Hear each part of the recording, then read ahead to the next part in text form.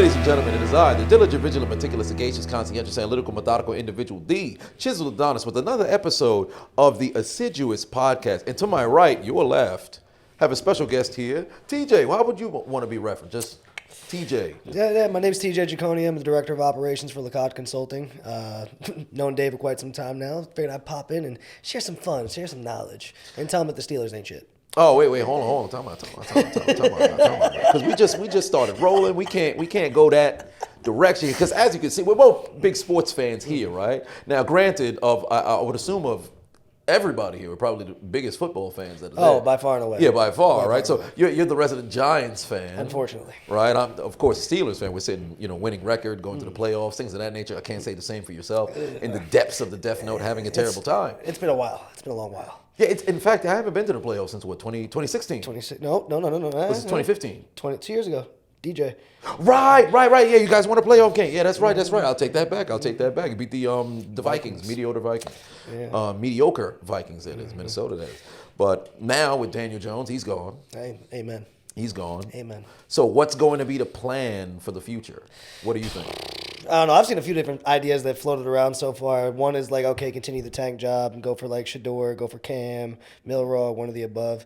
But then I saw some demonic idea. They're like, you know what? No, we need to fulfill the prophecy. We need to tank, just go get the best players available this year, try to get like Travis Hunter, and then tank again to bring a Manning home.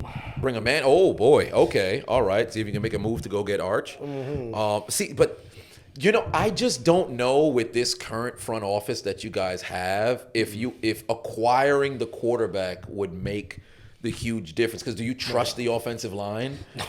Yeah, I don't. I don't. It's like the spirit of Eric Flowers is still back over there trying to set blocks. Oh, it's not the spirit of Eric Flowers. Yeah. It's the presence of Evan Neal. Yeah, that too. Or the lack thereof. Right. Bro literally got turned around by Micah Parsons. I was just about to say that. His numbers was facing the hard camera. Like, why are you looking at the quarterback while the play is still going on? I think he thought he was on defense. It was a bad situation. He might need to go play DN because he sure as well can't block. Perhaps. I think when looking at your team, I think you got to start with a defensive, showstopper. Get there. Of course, you're not going to draft another Lawrence Taylor. At least I hope not. We were supposed to have that. Brian Burns, Kayvon Thibodeau. Yeah. And then now it's not working out. But, although Thibodeau, he's all right, but I just don't. He just doesn't seem as if he's had that explosion. He hasn't to the had next that jump level yet. Hasn't had that right. jump. I like Burns, though. I like him. I think he's coming along. Well, and then if you were to get like a linebacker, you get yourself like a middle linebacker, somebody who's just out there, set the tone, lead the defense. Well, Bobby O is good for that. Bobby O is good for like run defense, I think, more than anything else. We don't have a linebacker that knows how to cover a running back or a tight end to save his life. I could probably ask the Giants to pay them another extra $10 to $15 million. Still couldn't figure it out. Yeah, if you get somebody, I think either that, safety, somebody who's just a complete game changer. Get that on defense so you have that set. Offensively, I like Neighbors, but I really don't know if he's going to be a New York lifer. Before the right. I don't think he's going to be a lifer. I really don't. Because the way he talks in the media, it's only a matter of time before they turn against him. I can't blame Buddy, though. I'm 100% with you. Blame Buddy. I'm 100% with you. I'm 100% with you because I look at it like, all right, if you're not getting targeted early in the game. Now, granted, you're a rookie. People would say you got to pay your dues. But at this stage, you're 2-10. You guys aren't winning games. But are you 2-10 because of Malik? No, you're not. Or are you 2-10 because of the fact you don't even bother throwing to Malik till the second half? 100%. Because is he part of the problem or is he part of the solution? If we can identify he ain't part of the problem, we might want to see if he can be a solution. So get the man to football. But then the issue is because they want people to be media trained a certain way, when you're outspoken. Well, some of that got cleaned up because, this isn't the Dave Gettleman days anymore. I mean, Don't get me wrong. I've always said it for a very long time. John Mara has, a type of person that he likes to draft. Doesn't matter. You could have an Odell situation, right? Odell, before he got into the league, was much quieter, right? And I don't think if they knew Odell was going to be the outspoken person that he was back then, they probably would have drafted Jarvis, right? They would have taken somebody else because back then it's like they want the company man. That's all they want. Even with Saquon. Saquon, when they drafted him, very quiet. As soon as he left, now he's mouthing off, right? They wouldn't have drafted that, right? And I think John Mara needs to get removed from the equation and stop going for these company men type people and get you some more Maliks. Get you somebody who's going to talk because you know what? The uncomfortable thing sometimes needs to get said so that shit can pop off and change can happen and good things end with coming. 100%. Because if you really look at the most outspoken players on the winning franchises, they all have that. You have like a Travis Kelce. Even Chris Jones has started talking. I don't know, like nobody expected to see that, but Chris Jones talking with the Chiefs. You go back to when the Rams were winning and everything of that nature. Aaron Donald was always just, take your lunch pail to work, but you put a mic in front of his face, he gonna say what he got to say. That boy was choking people out in practice. Right, 100%. You need that attitude, that person who's there to really drive that team forward. Yeah. The more reserved kind of team, we're not talking, we're not really like the San Antonio Spurs kind of, but on the NFL kind of scale, that's not going to work in today's day and age, especially with social media, because there's too much money to be made. And if you're reserved and you're leaving all that bread on the table, guys are going to want to talk. They want to showcase their personality. And I just don't think right now with what's going on with the Giants front office that it's going to work out, especially with what happened in Hard Knocks. There's no way. Bruh, I mean, I've never wanted any team that I've ever been a fan of to ever be like interviewed or be a part of something like that. Because like almost always, I mean, other than maybe like Detroit in recent memory, everybody else that's been on Hard Knocks, it's been like a curse. Right. Like they always 100%. end up turning it into like a shit show. So like as soon as I heard that was going to happen, even if it was just the off season, not like the like training camp Hard Knocks like it used to be, I was like, nah, bro. It's going to be a topic. It's going to be the Saquon show, and like really. I guess they did their best to really not even make it that, but they still had that little, 2-minute long clip. Yeah. Apparently the only conversation that was ever had, right? Like, hey man, like we're gonna let you test it. All right, cool, click, and like that's your superstar, and you dedicated no time to even like trying to play that game, right? And instead, let's go build around Daniel Jones, and like I was a defender for a very, very long time. I'll be the first one to say it, like because I don't think what John Mara said back in the press conference of like a year or two ago when they got Shane in the door to go over this whole team, I don't think what he said was wrong. He was like, hey, look, we've done everything we can to fuck this kid up. I don't think you take anybody in the division or even any of the many quarterbacks in recent memory that just got drafted and put them on what the Giants have had recently, right? And all of a sudden they're ultra successful. Like I even like I love Jaden Daniels. That's my boy, LSU, right? You put Jaden Daniels on this team this year, he doesn't have to have this. He does not have the same success that he had with the Commanders. Yeah, no fucking way. Yeah, no fucking way. I'd highly doubt it because the only thing that will probably end up mirroring is maybe not the same production that you get out of Terry McLaurin, you'd get out of Neighbors, because you have that familiarity that's there, but it's because of the offensive line, and then even in the backfield, because I think Tyrone Tracy started to come along. That man's Tyrone. Say his name with his chest. Right. Yeah. He's starting to come along. I feel bad for Singletary because I really liked him too. But hey, it's not your job anymore. It's not your job anymore. If he would do this thing called run more than 15 yards and not fumble the ball, he wouldn't have this problem. Right. Because there was about 3 games in a row he put the ball on the ground. Just brutal. He's eating too many Butterfingers. You don't want to have a situation like that. But I think you guys have some pieces, but it's impossible to really get them to play at their potential because you're having to release the ball so soon because the offensive line isn't protecting.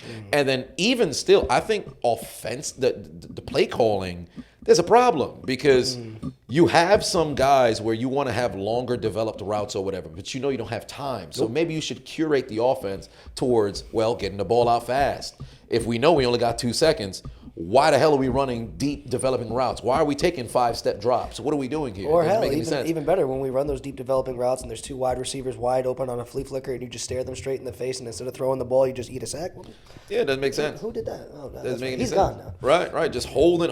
It's like they were freezing to press the button on side to control it. It doesn't make much sense. Nah, not at all. Now, do you have any high hopes in the future for, let's just say if you were to say when you guys will be a playoff team again, what time frame would you think that'd be? Shit, at least 3 years. At least 3 years? At least. Okay, you solve quarterback next year. Okay, maybe that gets you up to maybe like a 5-6 win team, maybe, if you're lucky. Because, it's not like the division's getting any fucking easier. Right. And then from there, you still need offensive linemen. You need a true, dominant edge rusher. You need every corner that you can fucking find because Lord have mercy. Those guys out there, they're lost. Yeah. I get it, different schemes every year, things changing up, but Bro, even on man coverage, and it's almost like that one dude I sent you the video the other day. It's like that bad. Like, dude is cooked over here, 15 yards away. Wide receiver just standing there by himself, like, staring at the crowd. He's looking around, don't know what's going on. He cleaned out his locker quick. Yeah, 100%, 100%. It's like what happened with Kadarius Toney over there in Cleveland. He unemployed again. Yeah, he's unemployed again. He just got activated, just got cut. Brutal. Well, he also in his one game like played 3 plays, caught one ball, fumbled it, and then got a 15-yard penalty for it was like taunting. Yeah, taunting because he threw the ball, and then after he threw the ball at Skoranek, then the very next time fumble. Talk about a waste negative, of a draft negative. pick, Just like I remember too, because I have a friend that is a scout at the University of Florida, and I remember like talking like, hey, like, yo, is this guy legit? He's like, yo, like, he's good. You get the ball in hand, like, that man's gonna go. Like, he is like a joystick. They were comparing him to, what was the guy who used to play for the Chiefs years ago? Used to call him the human joystick. Dante Hall. They were like comparing him, like, yo, when he's got the ball in his hands like that, and you saw a little bit of it of the first year. Kansas City, especially that one game where he decided he was gonna fight everybody on the Cowboys entire defense that one day.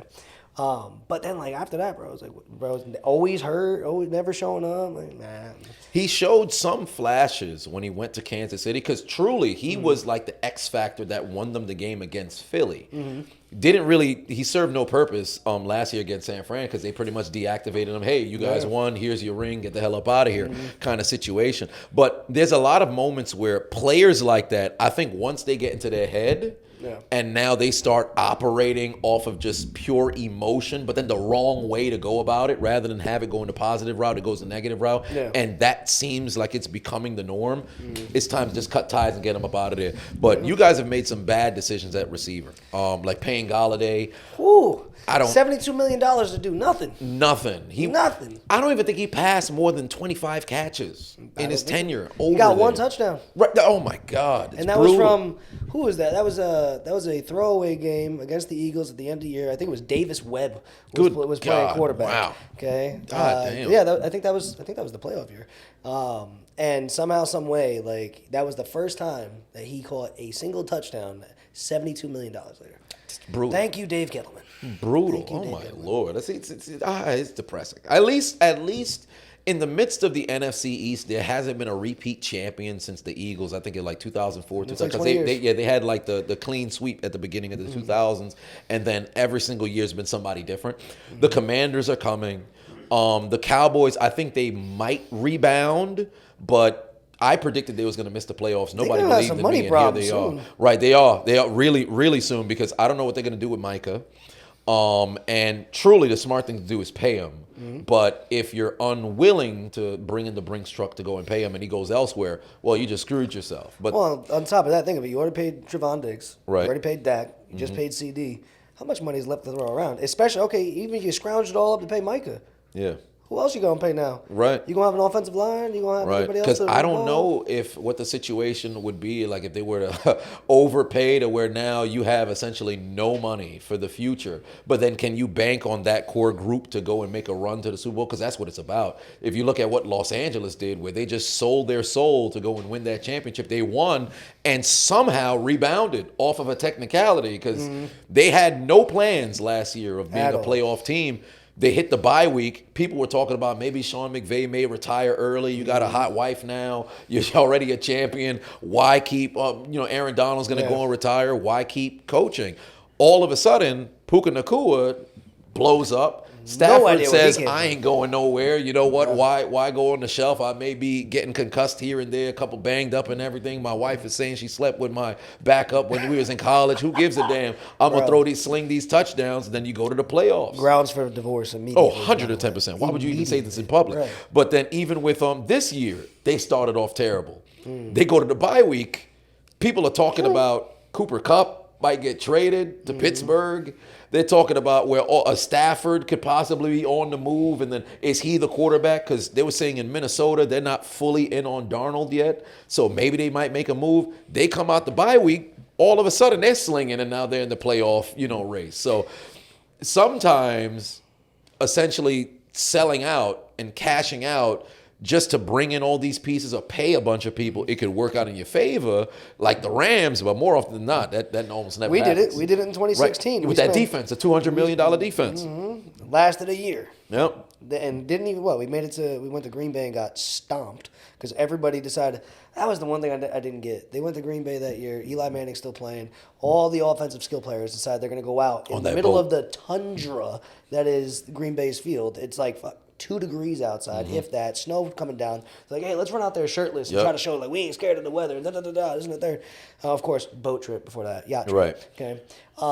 And then just everybody dropping. Like Butterfinger. No hands whatsoever. And I don't even think they put on the Vaseline or anything. They're like, nah, we have no. That was a terrible decision. What happened? Terrible decision. Right. It was a bad situation. And then everybody thought, man, we're going to have the mystique of Eli Manning go out there. Oh, he was throwing. Wasn't nobody fucking catching, but he was doing his thing. Yeah, nobody was catching. It was his last hurrah, really. Yeah, and then now he's up for the bid of the Hall of Fame. I am one of the biggest critiques of Eli of not getting into the Hall of Fame because I think you let Eli in. So many people who are like borderline should get in as well. And my only reason why I push back towards Eli, I give him all of the credit for 2011. I've said this time and time again. 2011, that was his masterclass. Sure. He absolutely dogged, and nobody threw for more yards in a playoff run than him in history. I think he threw 9 touchdowns, no interceptions. No. He was on fire. He carved up the damn Patriots. 2007, he did all right in the playoffs. He was all right, but then the defense, I'll give them that. Outside of those 2 seasons, because the tail end of 2007, that December on, he played enough to go and win the game. Yeah. For all intents and purposes, I say he was managing. 2011, he took over. That was his. 2008, he was on fire. Had Plaxico not shot himself, you guys might have went 15-1. You might have went 15-1 and possibly made a push towards the Super Bowl. But outside of those seasons, there's maybe one other one. And then Eli, for all intents and purposes, got 4 good seasons. In the midst of those 4, you got 1 great one. Everything else is relatively average to his, contemporaries. You had a season in 11 where you can argue were a top 5 quarterback.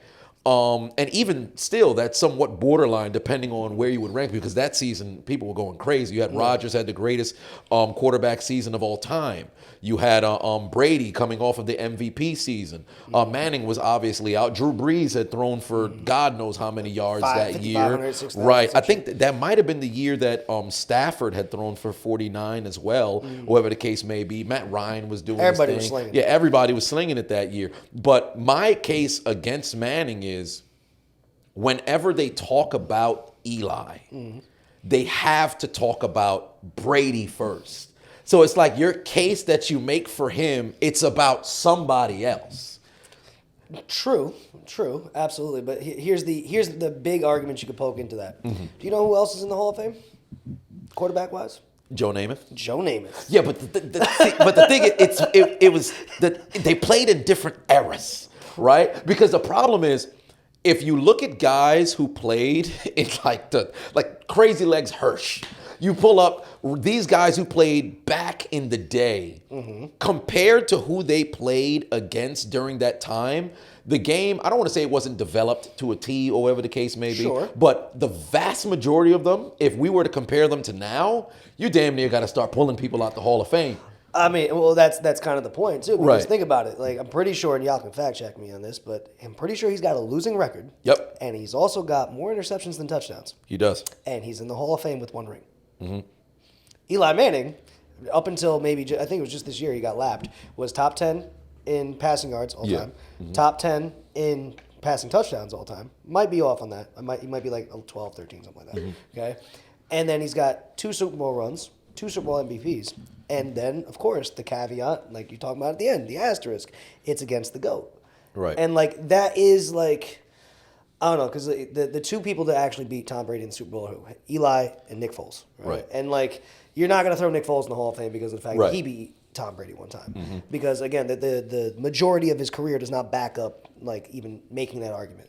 But then if you look at Eli, aside from all other stats and everything else that's around him, you have beating the GOAT, and then you have the last name. Right.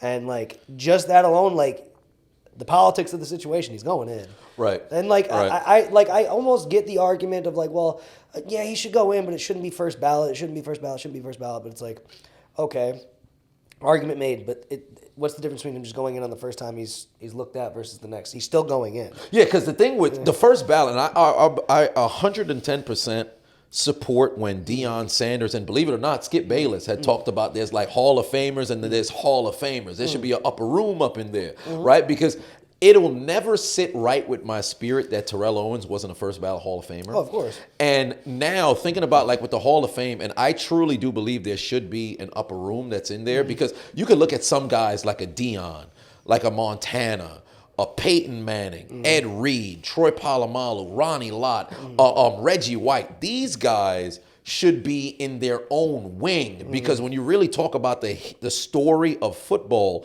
these are the real staples that are there. And then you have other guys who had gotten in who, for all intents and purposes, you may have put up great numbers, but were you ever really like the best? Like, for example, another guy who's probably going to go in who I think his career is very comparable to a number of different guys who are borderline. It's like somebody like Frank Gore. You ran for 16,000 yards, but never in your career were you the best running back in the league, nor top 3.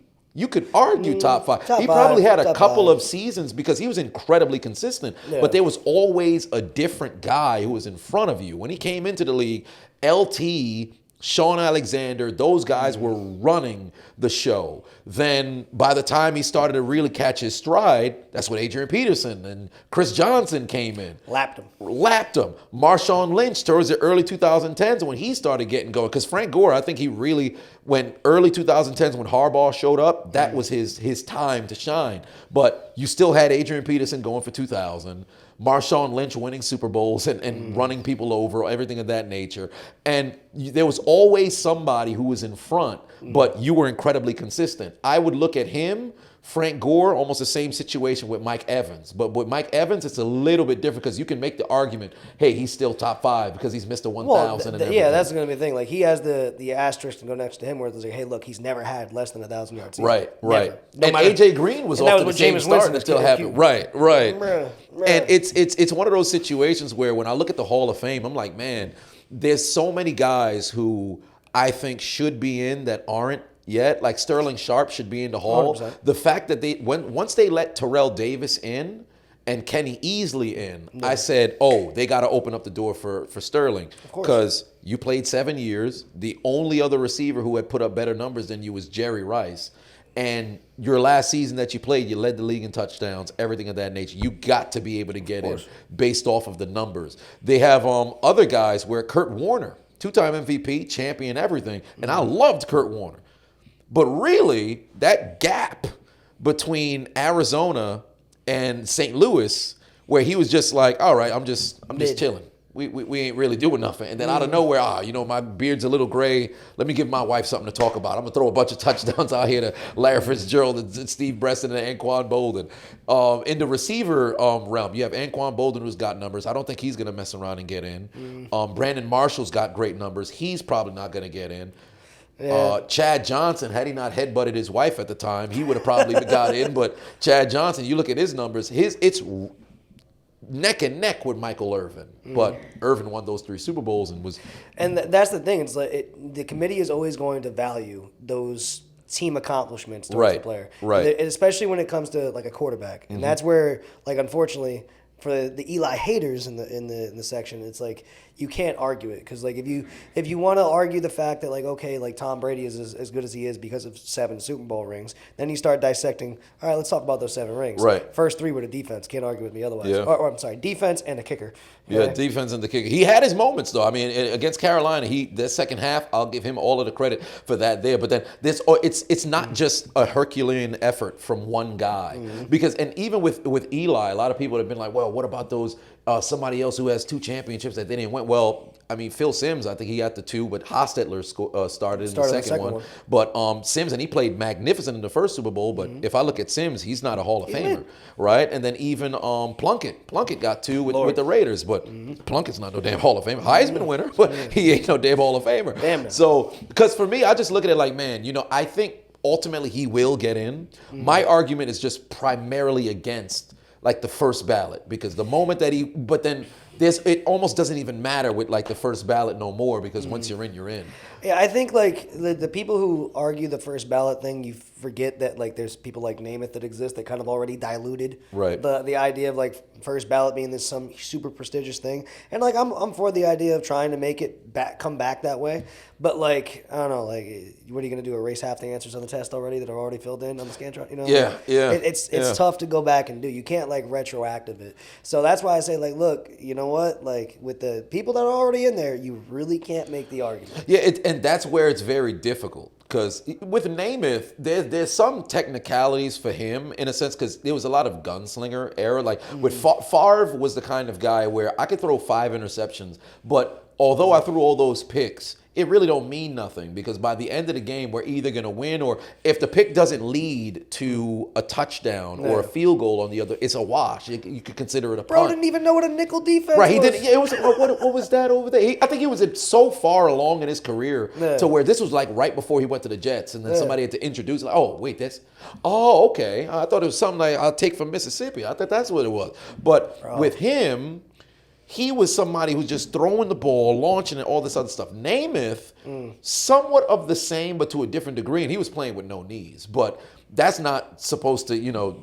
defend his argument, because how many people have played with injuries like that? All of them. So when he was one of those guys where it's like, all right, I'll throw 4 interceptions here, but the Jets defense is going to keep it close, and then I'll have a game-winning drive or something like that. But I can look at Terry Bradshaw. He only has, I think, 2 more touchdowns than he has interceptions. Yep. But you have those 4 Super Bowl victories, and the back end of his career is when he really, in my opinion, became a Hall of Famer. Yeah. Because I started, thank God for the NFL Network. When I first got cable in 2008, when I was 14, all I did was watch like the classic games versus just, because if you just watch highlights, you'll never really get a full concept of like the player and what they did. That's how I looked at like Kenny Stabler. I said, oh man, he's great and everything. That's what Dan Fouts. I'm like, you know what? If Dan Fouts had won a championship, him and Marino was almost like the same kind of, where although Marino was a better quarterback, but put up yards, put up touchdowns, but you're just gonna get over the hump.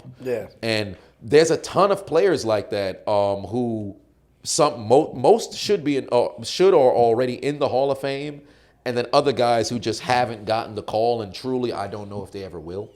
And there's some people who are just terrible human beings who, if you're already in the hall, they can't take you out. Like somebody like OJ, hey, you can't take him out. But then if you're not, the glove didn't fit. I don't know what you're talking about. Right. It's all alleged. I think he was probably covering for his son. I don't know, because now they said they may have found evidence that he confessed to it. I just think his son probably did it, and then he just said, hey, I'll take the bullet for my child because I'm a good dad. And then, but hey. I don't know, but. Somebody comparable to him would be Darren Sharper. Yes, that's another problem. Honestly, I think that was a little worse. Yeah. I mean, I don't condone any of the things. Right. But like, right. That was... It was crazy. Right. Crazy.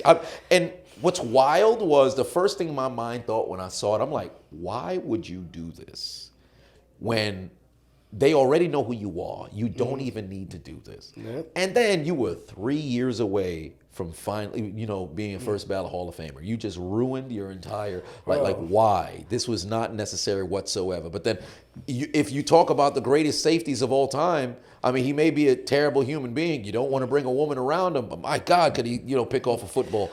Yeah, but that's the wildest thing, though, and like this would be a wild thing to talk about. The whole concept, like especially when all these players they get to this level of like financial freedom, success, everything like that, you can literally have or do pretty much anything you want. You are from overnight being an average American to the 1% with the signing of a dotted line for most of them. I mean, the lower tier guys, they get paid like a couple $100,000 a year, but still.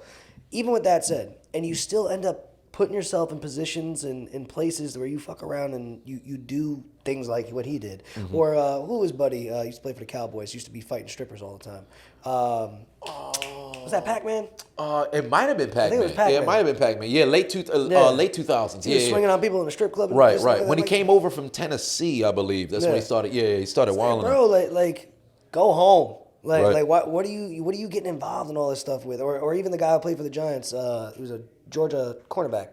DeAndre Baker. DeAndre Baker went robbing people for PlayStations and chains at a house party in Miami. Like, come on, man. Like, even with Janoris Jenkins, where his brother had apparently killed somebody in his house. In the house. I'm like, what is going on? It's a New York thing, I guess. I don't know. Maybe. But maybe. shit, dude. Like, how do you get to that level of like, I can literally buy, do, travel, see, be, whatever the hell I want, right? And for a job that 99% of people would kill to have, right? And then you still find the time to just screw that up. Like, I get it, money, power corrupts, all that sort of stuff like that. But like, I don't know. Like, what do you think makes that flip? I think ego. I think it comes to a point where it's like, all right, I can do whatever it is that I want, and I think I could possibly get away with it, kind of. Because you would assume once you recognize you've got too much to lose, you're not going to sit there and risk it. But for whatever reason, they risk it. It's almost like I with Henry Ruggs. I understand why you would want to drive fast. I get it. I've driven some. First time I was ever inside of a supercar, I'm like, dude, let's see how fast I can go. But then once I passed about like 30-some seconds, I'm like, yo, this is cool, but I could lose control of this car here. Let me just slow down. Let me just slow down. It's not worth it because the risk is never worth what the outcome is. It's not. And then even with Rashee Rice would end up just walk away, crash the car, and walk away. Like, didn't he have like 5 accidents too, like back to back to back? All these Chiefs players were doing. Yeah, it was somebody else who had an accident, but Rashee Rice, I think it might have been 2. I think it might have been 2 that happened with him. But you don't want to put yourself in a position to where you risk all of that. And I think they probably just have a bunch of maniacal yes men that are around them. Nobody's who's really holding them accountable. Because had I had a friend, let's say if you're in a situation where you had multi millions of dollars, generational kind of wealth, and now it's like, all right, we go out to a party or something like that. You happen to see somebody who you don't like. You're personally going to go and try to go and fight him. Like what happened with, what was that rapper in Chicago? King Von. Same thing that happened with King Von. It's like, you're the ticket. You're the meal ticket. Why would I let you put yourself in a position to where not only do you risk everything that you built, you could possibly die. That's the worst possible way to go out. 100%. And like I think that speaks to a lot too. It's the people around you when you come up. Because who's a buddy in the NBA who kept on getting in trouble with the guns? Oh, Gilbert Arenas? No. The one who kept on. John Morant. John Morant. So like, number one, you didn't come up in some crazy lifestyle where like that was your background and like that's what was going on when you were a kid. But then to get to this level of money, power, success, and then like the people around you continue to do things that are putting you in a position where you keep fucking up and getting in trouble. Like you need to evaluate that or start putting some safeguards around you so you don't get into those types of situations. Because again, the type of success that they're enjoying is something that like so few people in life ever get a chance to. Right. And to then get there and have it screw up either just because of who's around you, or again like that ego getting in the way. Like, bro, like you were throwing away something that now you're not even just screwing yourself. You're screwing everybody else that's going to come after you. Right. You know what I mean? Like, your family, your kids, things like that. Like, come on, man. Like, and it sticks to you too. It's not even like, all right, you're in business, things are going great. Then all of a sudden, bam, things fail. You file a bankruptcy. Okay, I'll go and I'll build it back up. That stays with you from what it is that you did. And now that's part of that. That now becomes your identity. That's how they're going to identify you first rather than anything else great that you may have done. That's the problem. It's one of the most mind-boggling things I'll ever see. Like, I don't often go out or go to clubs or whatever. There's been moments in which I've been places and I've seen some of these guys in location. I'm like, man, you guys are moving sloppy. There's no way if I was in that position and knowing the people who I have around me, if it was one of my friends who happened to be up and I'm around them, I'm not going to put you in a spot to where you compromise everything that you built. And there's times where I think even with John Morant where it's not even him who's involved. It's somebody else But because you're with them, you now going to go and try to go and match the energy. Like, what are you doing? Yeah, and I think too, like for his case, an example, right? How many times do you have to get caught, get in trouble, get like in that spot before you start to think, well, at least if I'm going to keep doing this, maybe I should be a little bit better about covering my tracks and not being as stupid. But like, I don't know, people just they don't think too far enough ahead with that shit. And I get it. Maybe, again, it goes back to what I said earlier. The money, the power, it corrupts, things of that nature. But, like, bro, like, you can't let that, number one, fuck up your bag and fuck up your life. Because, I mean, Henry Ruggs. Yeah. Bro, I don't know. Did he actually go to jail yet? Yeah, he's in jail. He's in prison right now. I think he's got 8 years. It might be 8 years. It could be more. I would think it'd be more because he killed the girl. Yeah, because he killed the girl, yeah. So I think, I want to say 8 years to be safe. But I think it could be more, maybe less for good time served. I don't know, but one way or another, he's thrown it all away. And what really sucks for him is like it's 110% over. I think it could be less. It could be. Could you look up Henry Ruggs' conviction? How long his sentencing? I should say, because I don't think there will be a scenario where he returns back. To the league, yeah, because I think there was a receiver who had gotten into an accident and killed somebody. Was it Stallworth? I think it might have been Dante Stallworth. Yeah, it was Dante Stallworth. Yeah, somebody had died. But I don't think he actually did time though. No, I don't think I think it was like a year he was off or something of that nature. Ruggs up to 10 years in prison with the ability for Ruggs to be paroled after 3. After 3, okay. 3 for good time. Oh wait, hold on. He was sentenced to at least 3 years. At least 3 up to 10. At least 3 years. Okay, so at least 3 up to 10. So if he were to get out in 5, I think he went in when he was 23. He might be 28. You'll still be in shape, but at least you would assume you got 5 years off and not doing anything in terms of training, getting back to NFL shape. I mean, don't get me wrong. Most people who are in the league for any type of sport, you're already like a specimen athletically. Right. So like it might be easier for you versus the average person to get back into it. But like, I don't know. I mean, the only person I can even think of in recent memory that did any time and came back would be Vic, and that wasn't even all that long. Yeah, it was 2 years. He was gone for 2 years. He came back, and then when he came back, Philly did him a favor, essentially, and pretty much got him in there. And then because McNabb was going out the door, Kevin Cobb was the starter that he got hurt. And then, bam, it was like, all right, Vic, it's your time now. And then he was able to make it work. But early on, I think it was the 2009 season is when he returned. Early on, it was brutal. Like, outside of just running the football, him throwing the ball, it wasn't like, all right, we're really going to have that happen. And then he got that full off season in 2010 happen. He was nearly MVP. Nearly. So I just don't know if in today's day and age, with how many talented players are coming out of college, and moreover, I think there's a lot of coaches who really maximize players' strengths now to where, depending on your position, if you're a quarterback, maybe you can kind of make it work if you were dynamic before you went in. Yeah. Ruggs never hit his potential yet, so there's nobody who's going to be chomping at the bit to say, yo, let's go get Ruggs. Let's just say if in the event it was like somebody like a Jamar Chase or somebody like a Tyreek Hill, where, I mean, Hill almost had that happen to him. But let's just say if Hill had gone in for a couple of years and came out, people would say, like, hey, Tyreek Hill, when he went in, he was an all-pro. In the time of this video recording, he's already had 2 more baby mamas. But 100%. He's had more kids this year than I think he's had touchdowns. Bro. It's ridiculous. Like, I don't understand how one can do something like that. That's just ridiculous. I mean, he's chasing Cannon. I don't know why you would even want your bank account to keep getting dinged like that. Because, I mean, look at who is buddy, the other Cromartie. Antonio Cromartie. Yeah, Antonio Cromartie, that man had to just keep showing up to NFL games and playing because he had child support bills to pay. Like 13? Yeah, 13 kids. And what was crazy was he got a vasectomy and had twins afterwards. How does that happen? The Lord telling you something there, my friend. Yeah, that's wild to me. I could never put myself in a situation like that. Because unless you have, and I said this about Nick Cannon, I said it about Cam Newton as well. Yeah. Unless you have a mega mansion where all the children live under one roof and all the babies' mamas live under one roof as well, and you all somehow coexist, you're in a losing situation. Because if you don't got custody and she does, you're just depleting and bleeding your account Literally unilaterally, because you're the one who made the decision over there. Bro, because those child support checks are not small when you make that kind of money. Right. And I mean, they're talking about like, you're taking like half of like what these guys get paid in a single month. And you're talking, say, 10s, 20s, 30s, 40s, $50,000, $100,000. Hell, it makes me laugh too, because like I know when my parents got divorced, I think my dad was responsible for paying like $500 per kid per week. So like, damn. for me and my sister, that's what, $4,000 a month, right?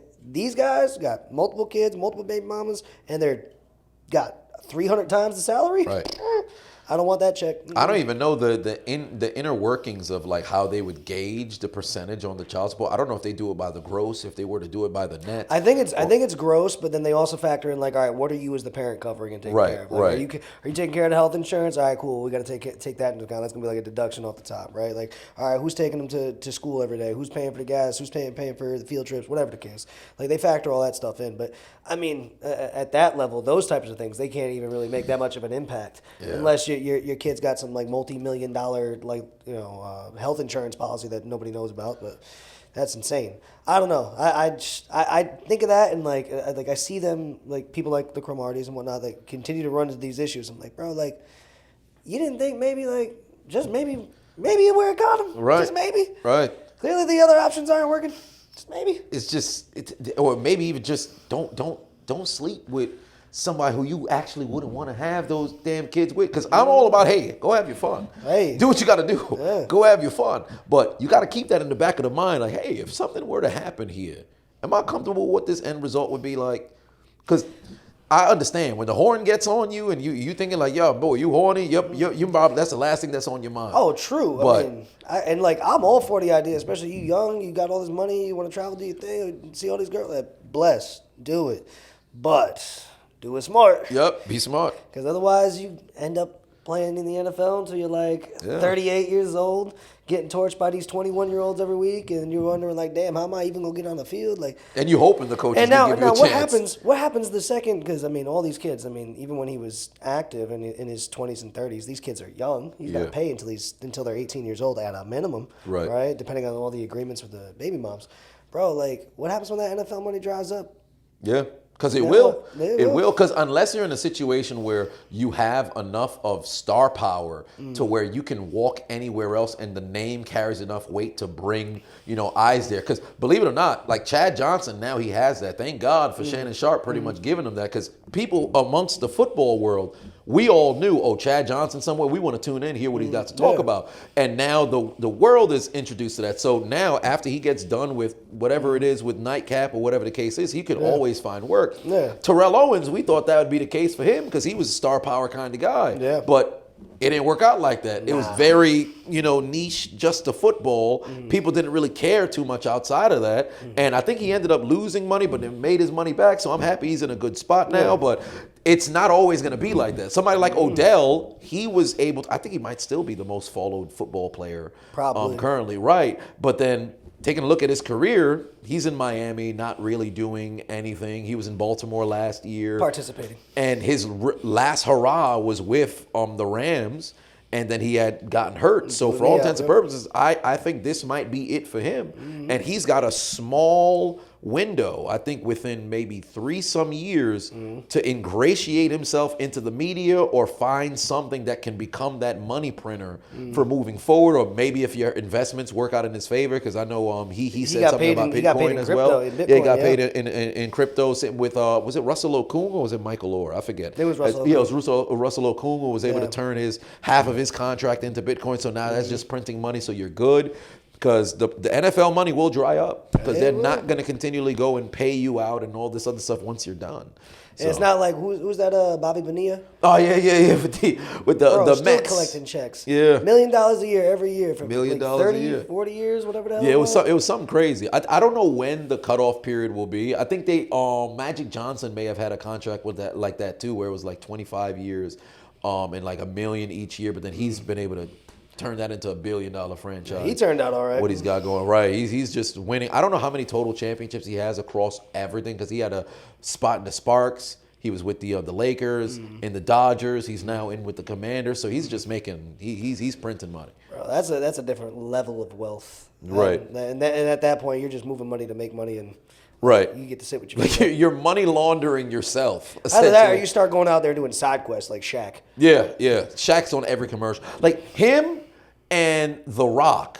I personally seen both hair care product in there. I saw The Rock's product, but I was shocked. I don't know if somebody was just like white labeling and putting Shaq's face on it, because I never seen him in a commercial for it. I've seen The Rock in the commercial for the shampoo and everything. If I had hair, I'd use this. Who's buying this stuff? But Shaq is on everything. Everything. I've ate at some of the restaurants that he has. Mundane, nothing really too I'm sure. special. He's an NBA guy. Right. Expecting to be an expert restaurateur would be kind of wild. But Yeah, like, it was. I was laughing too because like the other night I'm laying in bed with my wife. We're turning on Netflix to watch TV, and she likes to watch like that 60 Days In shit. Yeah. And like all of a sudden it's like it's a prison in Georgia, and oh by the way, Shaq is like a guest sheriff here. I was like, what the fuck? Why is Shaq a guest? insane. Or like when did he become a cop? Like what? When did this happen? Dude, he's got nothing. I'm telling you, he's just doing side quests. Yeah, he's got nothing left to do. He I think beat the all of game. his kids is older now. He had gotten a divorce from his wife, and then I think the door is now open for him to possibly get her back, because I think she might be going through a divorce with her now husband or something. And he's talked about how he messed those up and then had to go see. I think it's Shawnee O'Neal in the past, because she got married to a pastor. I think they might be separating. So if I was him, hey, go get your woman back. Do what you got to do to see if you could get her back. But he's talked about it even when he went on the Pivot podcast, where he's like, man, I live in this house, I'm by myself, I messed that up. So if you have that level of accountability, well, now you can make things right. And it makes sense why he's doing all the side quests, because what else? You got nothing but time. You literally got nothing else to do. But you know what I think is cool though too, and you see a lot of stories about him doing this type of stuff come out where like he'll be at like a jewelry store looking to get a brand new watch or something like that. And there was a guy who was there looking at engagement rings for his wife, and basically like dude behind the counter went off to kind of like grab a few things that like to give him for examples, and Shaq pulled him aside like, hey, what is he looking at? Like what size does he want? What's this? How much it gonna cost? All right, cool, here.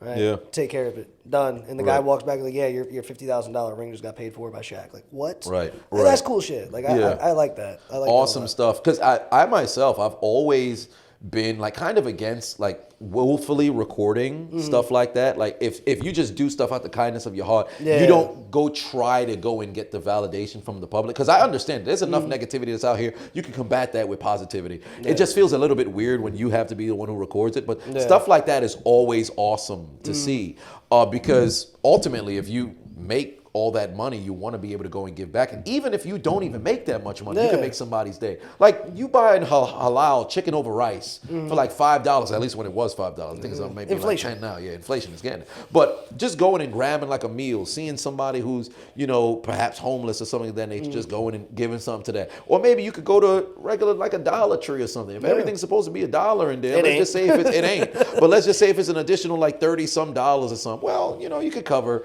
for somebody, because you can make that money back. Now, granted, don't, put yourself in a terrible situation. No, if you need that $30 and you might not make it to the end of the day if you ain't got that $30, don't spend it on somebody else. Take care of yourself. But that kind of stuff is always cool when you see people give back when they aren't asked to do so. Like they went out of their way, and you just see somebody like, you know what? There's a mother who's in line with her kids. She's buying groceries. You know what?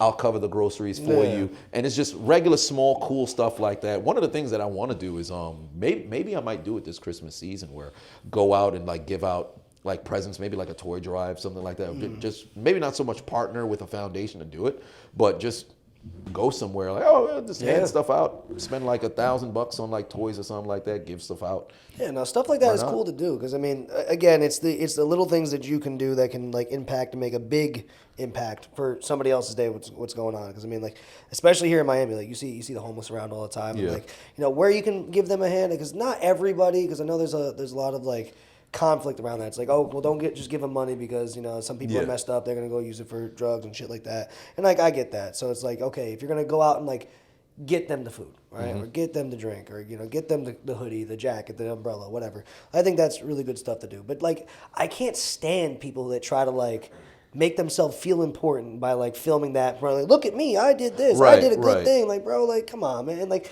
not for nothing, like you're also kind of like throwing shade on the person you're filming. Because you're exposing them. Yeah, like, look at buddy who's fucked up. I'm gonna go help him. Like, come on, man. Right. Like it was also, you probably seen it. It was a video that floated around years ago on Facebook. We try to make the dude do the push-ups. No, where they took a guy off the street, completely cleaned him up. Like Yeah. they because he was like big bearded, crazy, all hair all over the place, and they cleaned him up and like. I don't know, like I see that and like, wow, like okay, great transformation before and after, and it's like you did a really good thing because you really helped this guy out, but like you threw his face all over the internet. Millions of people are looking at this guy now. Like, come on, man. Right. I don't know. Because you look at it from two just perspectives. At first, it's like, oh, that's a great, humanitarian kind of act. You got this guy cleaned up. Maybe you even get him in a position for a job interview, something like that. That's all well and good. But then there's the flip side. You're exposing that you're going through this rough time, or whatever the case may be. Like what's happening with Delonte West, where you on a street corner anywhere, everybody knows, you used to play in the league. It was alleged that you slept with LeBron's mom, all this other stuff. But how did you make these millions of dollars? And here you are homeless, and it looks like you crazy. So everybody, it's almost like you've become a tourist attraction. And although people say, oh, well, they're here to help you, they're not really helping you because it's like, oh, I want to help, but look at me helping Delonte West. So it just doesn't compute, I guess, to the populace the right way.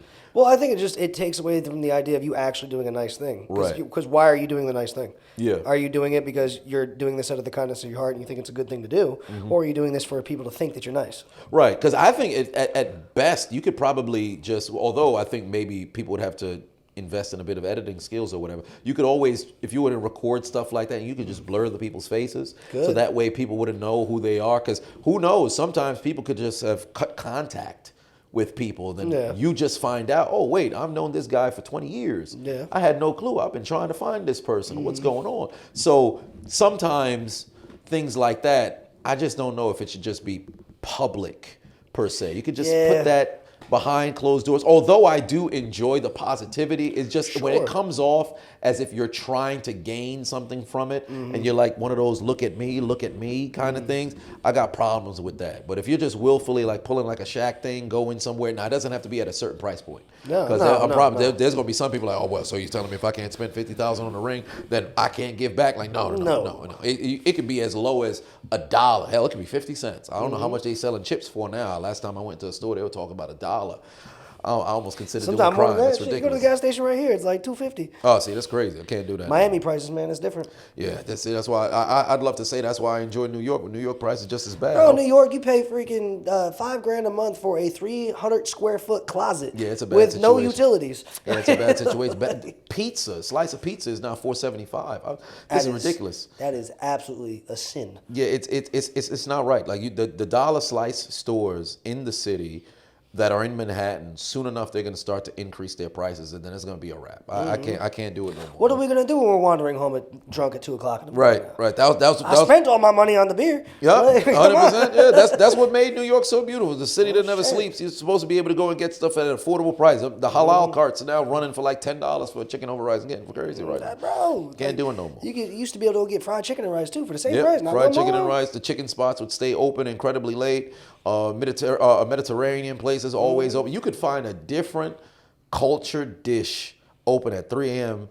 anywhere for an affordable price. Now it's getting ridiculous. I can't do it. I don't know. That's why, I grew up outside of New York City. I'm from Jersey, so I don't know. Even when I was young, when you go into the city, you look at it as like this great area of opportunity and so many different things you can get and do because it's just this hub of everything.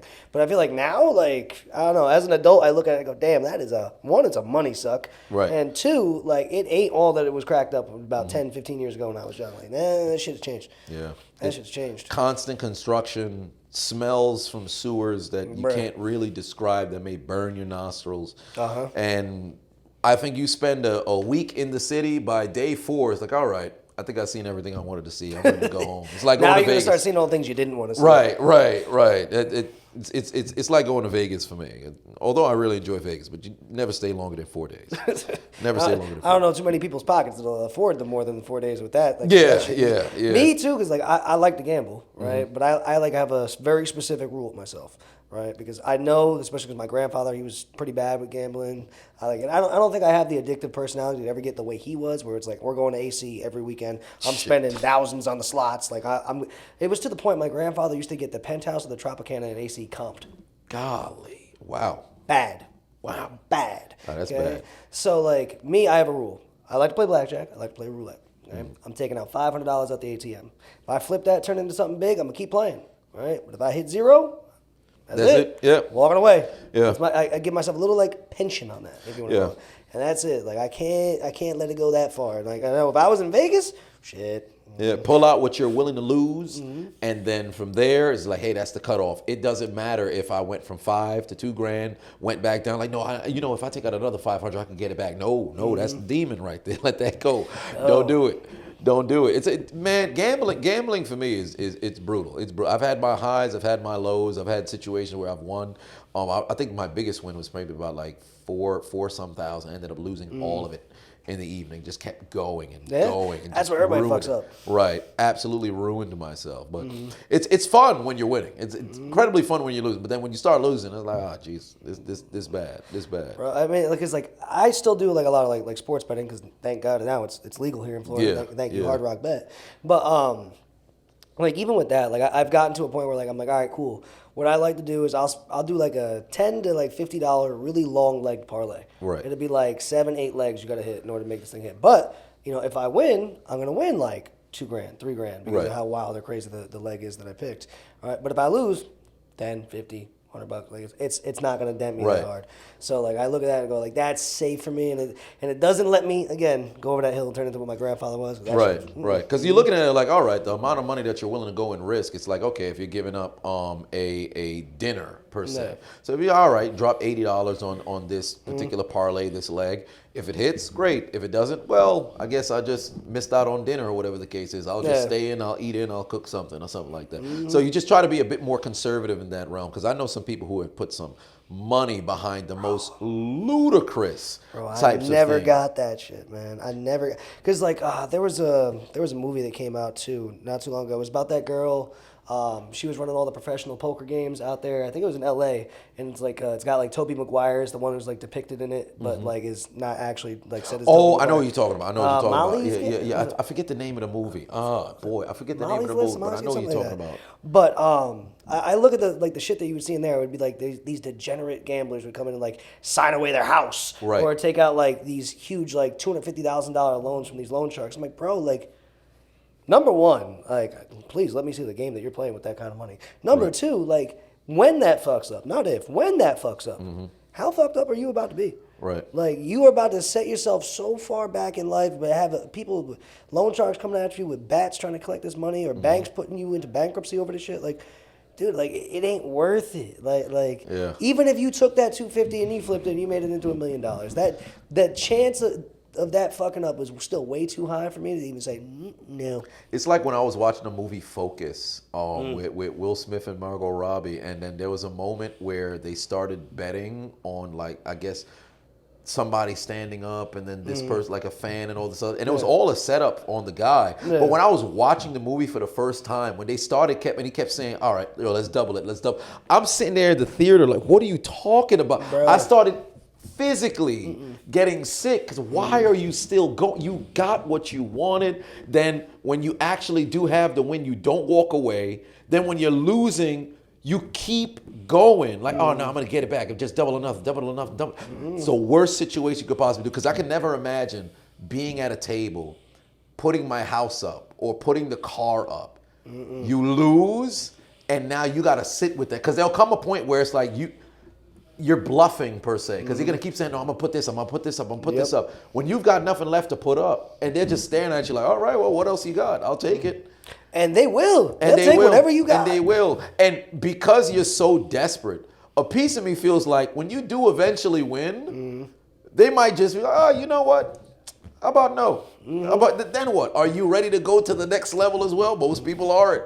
So you almost have to stay just even keel. You win, yay. You lose, but you don't let nobody see you. When I started doing roulette, I try not to have any expression. Even if I get a win on there, I won't do anything. I'll internally, yay. But nobody will see, like, oh man. Or maybe I'll just keep reacting as if I lost, even if I poker face the whole time. Just try my best not to do that. I've never played a game of poker, but I have to learn. I think I've played like some form of like 3-card on a cruise one time because my mother-in-law is like she loves to play cards too. She's like, teacher, you gotta play this. Come on, like, I'll show you how to play it. And I'm like, all right, cool. So I jumped in on the game, and I think I made a little bit of money off of it, but like I'm nowhere near like a poker player. Blackjack, I'll play. Roulette, I'll play because I like the simplicity, right? And I feel like a lot of these other card games got all these crazy ass rules and all these different combinations of shit. I'm like, meh.